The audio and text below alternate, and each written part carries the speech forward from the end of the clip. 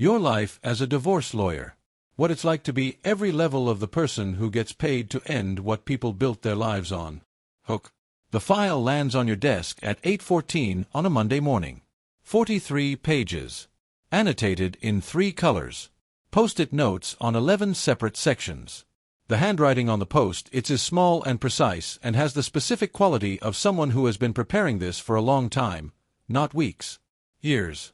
The kind of preparation that happens when someone stays in a marriage past the point of hoping it will improve and begins, quietly, methodically, to document. Her name is Catherine. She is 51 years old. She has been married for 26 years. She has 3 children, 2 of whom are adults and 1 of whom is 14 and will need a custody arrangement. She is a pediatric nurse. Her husband is an orthopedic surgeon. The financial disparity between their incomes is significant. The financial disparity between their assets, his assets, technically, because of decisions made in the early years of the marriage when she stepped back from her career to raise the children, is enormous. She sits across from you now. She is not crying. She stopped crying 6 months ago, she tells you. She says it the way people say they stopped smoking, as an achievement, something that required effort and is now complete. You have heard this before. You have heard almost everything before. That is the specific weight of this work, not the individual tragedy of any single file, but the accumulation of all the files, the pattern that emerges when you have sat across from enough Catherines and enough husbands and enough people who are somewhere in the middle of becoming former spouses, and the pattern tells you something about love and money and time that most people will spend their entire lives never having to understand as precisely as you understand it. You open the file. You begin. Stay until level 8. Because what this job does to the person doing it, what 20 years of sitting in the room where love ends costs, is something nobody talks about. And I need to know in the comments, do you think divorce lawyers become cynical about marriage? Or do they see something the rest of us don't? Drop your answer. Level 1. The Idealist. You pass the bar at 26 and you choose family law because you believe it matters. Not in the abstract way that law school makes everything feel like it matters. In a specific way. You have watched, from close range, what a bad divorce does to a family. The asset fights, the custody wars, the children who become instruments of negotiation between 2 people who once loved each other and now treat each other with a precision of hostility that requires the same intimacy as love, just inverted. You have seen this, and you believe that a good lawyer in that room makes the difference between a family that survives the end of a marriage and a family that is destroyed by it. This is a genuine belief.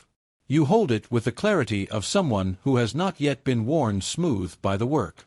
Your first case is a relatively simple dissolution. No children, modest assets, 2 people who have agreed in principle on almost everything and need the paperwork completed and the legal process navigated. Your supervising partner hands it to you with the specific tone of someone giving a new surgeon the appendix, low stakes, clean, instructive. You spend 40 hours on it. Not because it requires 40 hours. Because you are learning the architecture of the thing, how the financial disclosure documents work, what the standard language in a marital settlement agreement means in practice, which provisions are boilerplate and which are the ones that become contested 3 years later when circumstances change. The case settles cleanly. Both parties sign. You feel something genuine at the end, not triumph, something quieter. The sense that you helped 2 people complete something difficult with their dignity intact. The first rule of family law: every case is simple until it isn't. The simple dissolution is simple because both parties want it to be. Most parties do not want it to be. You take your second case. The second case has children. Everything changes when there are children. Level 2. The student of human nature. By your second year you have handled 41 matters and you have begun to understand something that law school does not teach. The law is not the hard part. The law is learnable. The statutes and case precedents and procedural rules and financial formulas are a system, and systems can be mastered, and you are mastering it. What cannot be mastered, what can only be observed, accumulated, and navigated, is the human behavior that the legal system is attempting to contain. People in divorce do not behave rationally. This is not a moral judgment. It is an operational fact that changes every calculation you make on behalf of a client. A person who is ending a 20-year marriage is a person who is simultaneously grieving, frightened, angry, relieved, ashamed, vindicated, financially anxious, parentally protective, and, in almost every case, running at least one narrative about the marriage that is incomplete in ways they cannot see because they are inside it. You are outside it. That is your primary advantage and your primary challenge simultaneously. You can see the case more clearly than your client can. You can see what is likely, what is probable, what a judge will and will not care about. You can see when your client's emotional investment in a particular outcome, the family home, the business, the specific custody schedule, is serving their healing or obstructing their legal position. The challenge is delivering that clarity to someone who is not in a state to receive it. Your third-year client, a man named David, 44, construction company owner, 2 kids, wants the house. Not because he needs the house. Because his wife had an affair in the house, and he has connected the house to the affair in a way that makes relinquishing it feel like a second loss. The house is worth $640,000. The mortgage is $380,000. His wife is willing to negotiate on the house as part of a larger settlement that would serve his financial interests significantly better than holding the house would. You tell him this. He tells you he wants the house. You tell him again, with the specific patience of someone who has learned that telling something once to someone in grief is not the same as it being heard.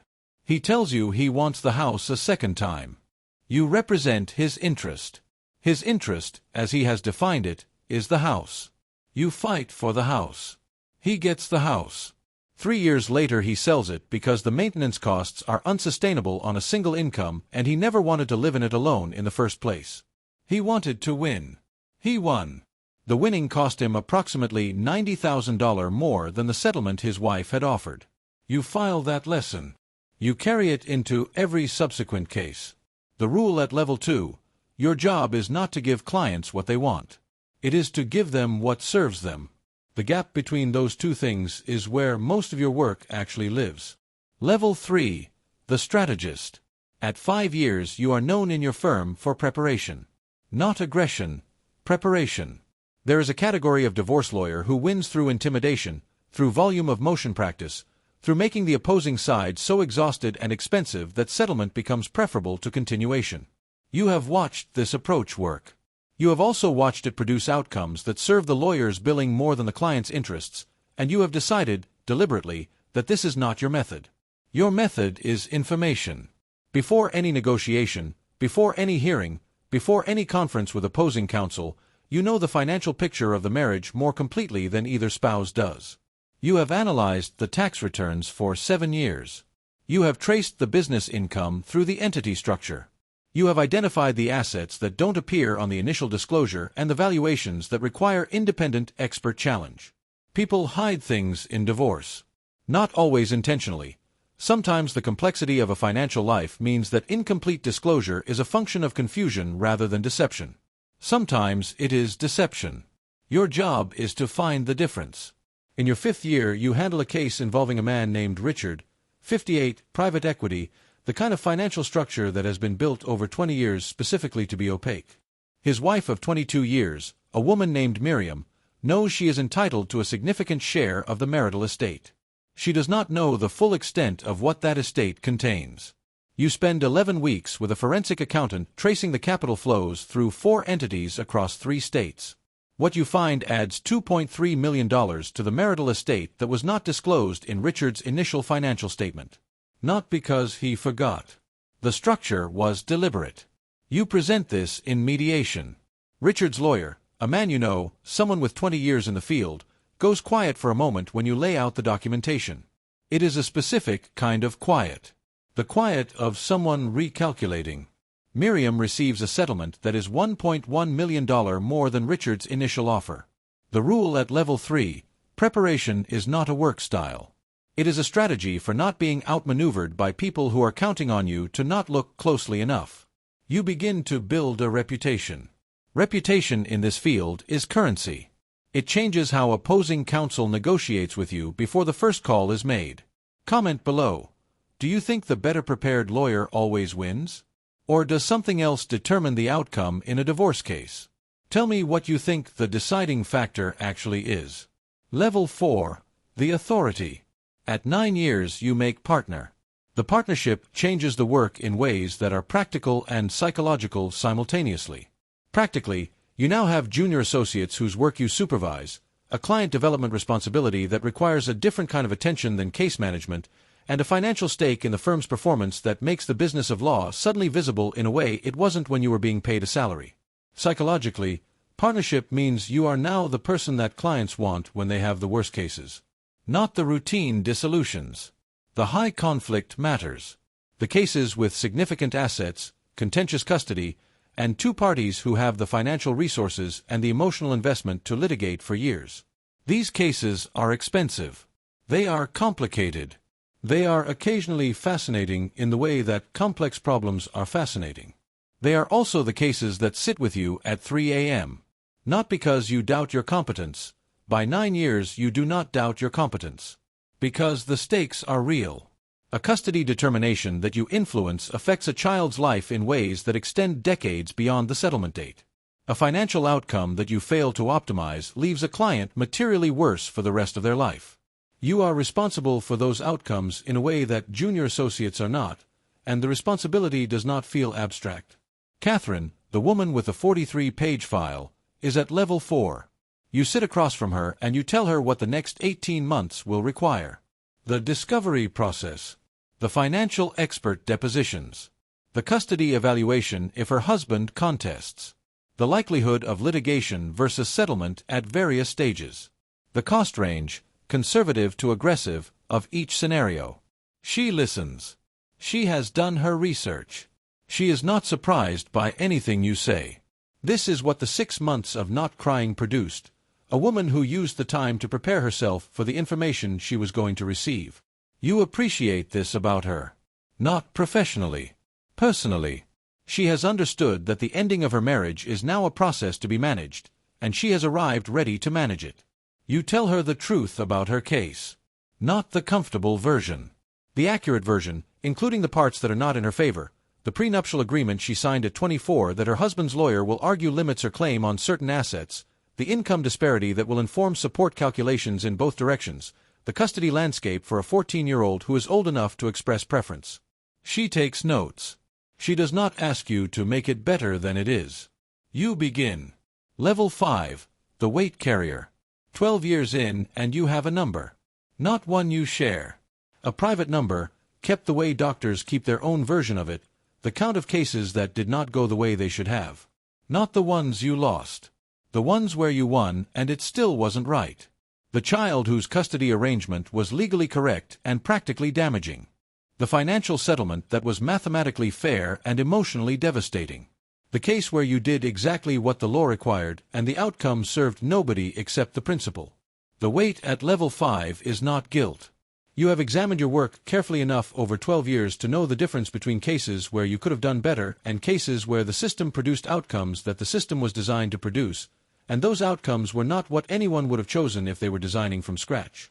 The weight is knowledge. You know what marriages look like from the inside, from the end. You have read thousands of pages of financial disclosure that map 20, 30 years of a shared life in numbers. You have heard, in deposition and in conference and in the specific candid moments that clients have with their lawyers that they do not have with anyone else, what people wish they had done differently. What they regret. What they would go back and change and what they would not. The things people regret in marriages are rarely what you would predict from the outside. They rarely regret the fights. They rarely regret the difficult periods, the financial stress, the years of early parenting when nobody slept and nobody had time for anything except survival. They regret the small withdrawals. The accumulated not showing up. The partner who felt unseen for so long that unseen became the permanent condition and the marriage became two people living in parallel rather than together. You know this because you have read the declarations. The statements that divorcing parties write about why the marriage failed. You have read hundreds of them. You have seen the same sentences in different handwriting. The same story in different names. You do not share this with clients. But it changes how you sit in the room with them. The rule at level 5, after enough cases, you are not just representing a client.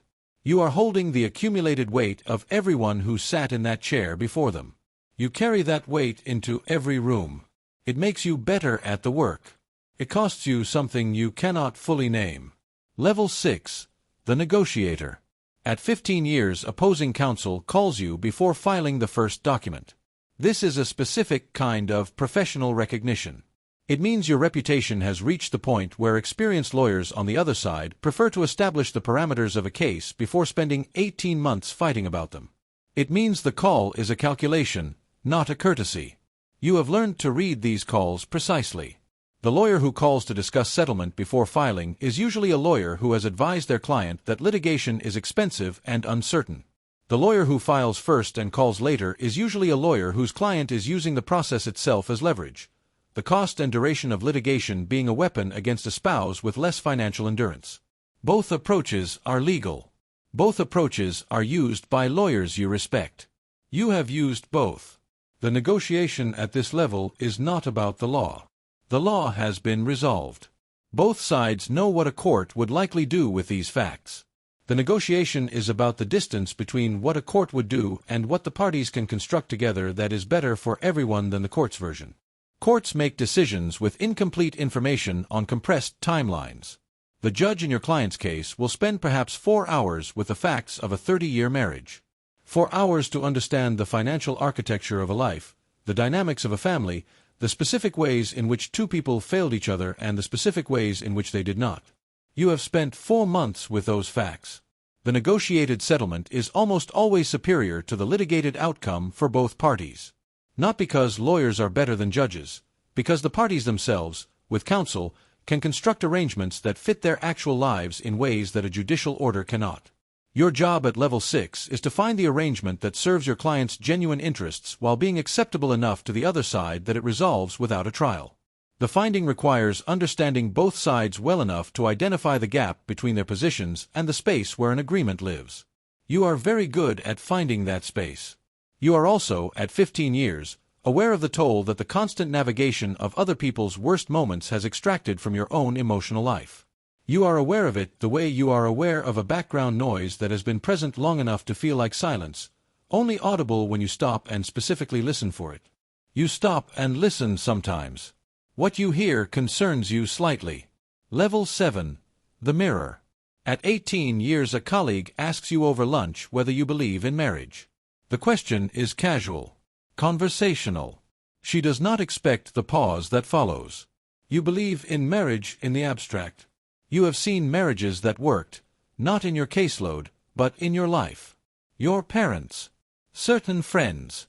People who built something durable together over decades, who made the accumulated small investments that your client's declarations tell you were not made. But you have also spent 18 years in intimate professional contact with the specific ways that marriages fail, and that contact has done something to your internal model of what marriage is and what it produces. You know the financial risk profile of marriage better than any actuary. You know that the person you marry at 24 is not the person you will be partnered with at 44, and that the legal and financial structure of marriage does not account for the distance between those two people in any meaningful way. You know that the asset accumulation of a marriage is distributed at dissolution in ways that neither party fully anticipates when the marriage begins, and that the anticipation gap produces outcomes that feel unjust to everyone regardless of what the law says. You know that the children in a contested custody matter experience things during the litigation that will shape them in ways their parents cannot see because their parents are inside the litigation. You know all of this from evidence, not theory. The rule at level 7. The accumulation of professional knowledge about how things fail is not the same as wisdom about how to make them succeed. But it is easy to confuse them. It is easy to mistake the forensic understanding of failure for a complete picture. The marriages that work are not in your files. They are not in your office. Your evidence base is systematically skewed toward the end of things, and you must account for that bias deliberately, or it will account for itself in ways you will not notice until they have cost you something. You tell your colleague, yes, you believe in marriage. You mean it. You also know that what you mean by it has been shaped in specific ways by 18 years of evidence that most people who get married will never encounter. Level 8. The architect of endings. 22 years. You have handled, directly, as primary counsel, 417 matters. You have supervised twice that number through associates and junior partners. You have been in rooms where 600 and something marriages ended. You have read the financial disclosure of 600 and something lives. You have heard, in conference and in deposition and in the specific candid moments, the interior of 600-something relationships. You are one of the most experienced family law practitioners in your jurisdiction. Judges know your name before you introduce yourself. Opposing counsel adjusts their approach when they see your name on the pleadings. Clients are referred to you specifically because the complexity of their matter requires someone who has seen enough variations of difficult to not be surprised by the specific form their difficult takes. You sit across from Catherine on a Tuesday 18 months after the first Monday. She is signing the final settlement agreement. The terms are good. Not perfect. Perfect is not available in divorce, only better and worse. But good. The marital estate has been divided in a way that secures her financial future. The custody arrangement for the 14-year-old is structured in a way that the evaluator described as child-centered. The support calculation reflects the career she put on hold and the income disparity that resulted. She signs. She looks up. She says, "What do I do now?" You have been asked this question before. Not in the legal sense, she knows what she does now, practically. In the other sense. The sense that the question is really asking, who am I on the other side of 26 years? You do not have the answer to that question. It is not a legal question. But you have been in the room for enough endings to know that the answer exists, and that the people who find it are the people who understand that the ending of a marriage is not the end of a life, even when it feels like both at once. You tell her what you can tell her. You tell her that the hardest part is the part she has already survived. This is professionally true and personally true, and, after 22 years, how to say a true thing in a way that lands correctly in the moment it needs to land. She nods. She leaves. You sit for a moment in the conference room alone. You are good at this work. Better, you think, than almost anyone in your jurisdiction at the specific thing the work requires. That competence is real, and it was built over 22 years of consistent attention to 600-something lives at their most difficult point. What it cost you to build it is a calculation you have made and continue to make. The personal relationships you kept at a distance because the professional intimacy with other people's endings made the vulnerability of your own beginnings feel like a risk you were not sure you knew how to manage. The moments where you brought the work home in ways that were not about files and briefs, but about the accumulated weight of knowing how many ways a partnership can erode before the people inside it see what is happening. You have a marriage. It is 20 years old. It is, you believe, a good one, built on the specific attentiveness that your professional knowledge demands, the deliberate investment in the small things that your client's declarations tell you were the things that mattered. You are not certain it is enough. No one is ever certain. But you have read the evidence. You know what the evidence says. And you choose, every day, to act against the weight of the evidence and invest anyway. That is the thing that 22 years in this room has cost and given simultaneously. The knowledge that love is a practice, not a condition. And the daily decision to practice it. The cycle.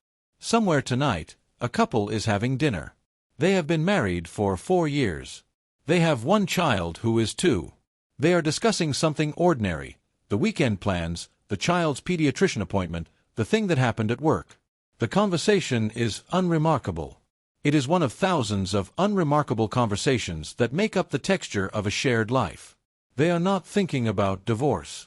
They are also, without knowing it, making the small deposits and withdrawals that will determine, over the next 20 years, whether a file will be prepared and brought to a desk on a Monday morning by one of them, annotated in 3 colors, with post-it notes on 11 sections.